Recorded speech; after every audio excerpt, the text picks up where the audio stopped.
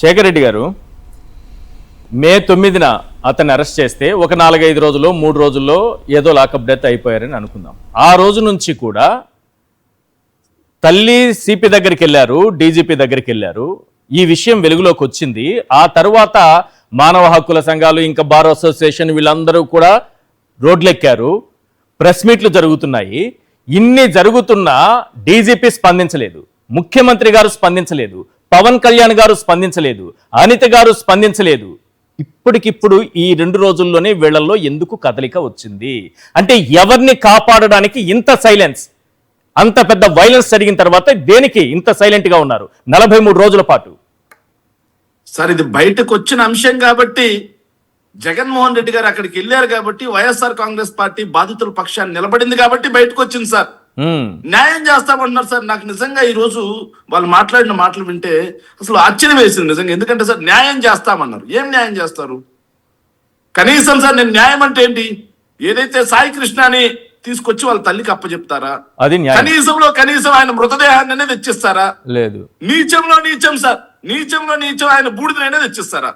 అది కూడా ఇవ్వలేరా? న్యాయం అంటున్నారు సార్. 4 రోజులుగా తల్లి కమిషనర్ ఆఫీస్ చుట్టూ, గద్దె రామ్మోహన్ గారి చుట్టూ, జనసేన పార్టీ నాయకుల చుట్టూ తిరిగి అలిసిపోతే ఈ 4 రోజుల్లో సార్, గద్దె రామ్మోహన్ గాని, జనసేన నాయకులు గాని, కమిషనర్ గాని, లేకపోతే పోలీస్ అధికారులు గాని, చంద్రబాబు గాని, పవన్ కళ్యాణ్ గాని, ఈ ప్రభుత్వంలో ఏ ఒక్కరైనా ఆ తల్లిని కనీసం దేకరా సార్?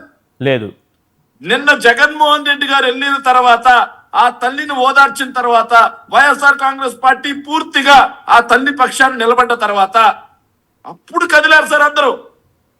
అప్పుడు కదిలి న్యాయం చేస్తాం అంటే రాష్ట్రంలో వీళ్ళ అధికారం సార్. నాకు మొదటి నుంచి చూస్తున్నాం, వీళ్ళ అధికారంలోకి వచ్చింది ప్రజలను కాపాడడానికి, ప్రజలకు మంచి చేయడానికి కాదు సార్. జగన్మోహన్ రెడ్డి న్యాయం అంటే ఏం చేస్తారు? ఎఫ్ఐఆర్ లో చంపేశారు, మర్డర్ జరిగిందనే సెక్షన్ కిందే సిఐ నాగరాజు పైన ఎఫ్ఐఆర్ నమోదైంది. ఇప్పుడు న్యాయం అంటే ఏం చేస్తారు? న్యాయం అంటే ఏముండదు సార్. న్యాయం చేయాలి అంటే ఆ కమిషనర్ కూడా అందులో నిందితుడే కదా సార్. ఎవరెవరు ఉన్నారనేది బయటకు రావాలి ఇందులో సార్. కమిషనర్ ని బీఆర్ లో పెట్టకుండా, విధుల నుంచి తొలగించకుండా న్యాయ విచారణ అనేది ఎలా నిష్పక్షపాతంగా జరుగుతుంది? సామాన్యుడికి కూడా అర్థమయ్యే అంశం సార్ అది. ఎవరైతే నిందితులు పవర్ లో ఉండగా, నిందితులు అక్కడ డ్యూటీ చేస్తుండగా, ఏదైతే విచారణలో వాళ్ళకి సాక్ష్యాలు ఎట్లా లభిస్తాయి? ఎవరికైనా అర్థమయ్యే విషయం. ఆ పక్కనే ఏసీపీ రాజేశ్వర్ గారు కూడా ఉన్నారు. వానికైనా తెలుసు, ఎన్నో సంవత్సరాలుగా ఆయన పోలీస్ శాఖలో విధులు నిర్వహించిన వ్యక్తి. వాళ్ళు చేసిన తప్పుకి వాళ్ళు ఇన్ని రోజులుగా డ్యూటీలో ఉండి ఎందుకు సాక్ష్యాధారాలు అక్కడ వదిలిపెట్టిపోతారు? ఏదైతే సిపి గారిని తొలగించకుండా, ఇంతకుముందు బాలా గారు మంచి పాయింట్ మాట్లాడారు సార్, నేను కూడా మాట్లాడదాం అనుకున్నా. జత్వానీ కేసులో ఈ రోజుకి సార్ సిన్సియర్ ఐపీఎస్ ఆఫీసర్లను కూడా వేధిస్తా ఉంది ప్రభుత్వం. సిన్సియర్ ఐపీఎస్ 2 days బ్యాక్ ఇవాళ నిన్న అనుకుంటాను, నాకు తెలిసి ఆయన మన ఆంజనేయులు గారిని కోర్టు ప్రొడ్యూస్ చేసినట్టున్నారు అనుకుంటాను, అదే రిలేటెడ్ కేసులో. సార్ ఆంజనేయులు గారు, విశాల్ గున్ని లాంటి సీనియర్ ఐఏఎస్ ఆఫీసర్స్ ఎవరైతే ఉన్నారో వాళ్ళ సేవలు ఏంటి, వాళ్ళ డ్యూటీ ఏంటి, వాళ్ళ నిజాయితీ ఏంటి, వాళ్ళ డ్యూటీ చేసిన ప్రతి చోట తెలుసు సార్. అలాంటి వాళ్ళని కూడా వేధిస్తా ఉన్నారు.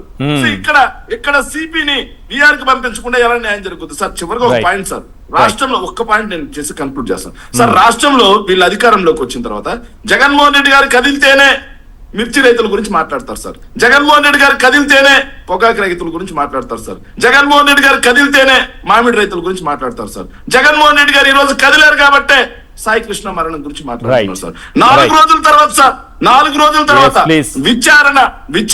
విచారణ నిర్వీర్యం చేసి పడేసి దోషుల్ని కాపాడడం దిశగా మాత్రమే ఈ రోజు విచారణ జరుగుతుంది సార్. మార్క్ మై వర్డ్స్, ఈ ప్రభుత్వంలో ఎవరైతే సామాన్యుడికి, బాధితులకి న్యాయం జరిగే ప్రసక్తే లేదు అన్న విషయం మనం ఇంతకుముందు సుగాలి ప్రేతి కేసులోనే చూసాం సార్. రైట్. రాజేశ్వర రెడ్డి గారు కన్క్లూడ్ చేయండి సార్.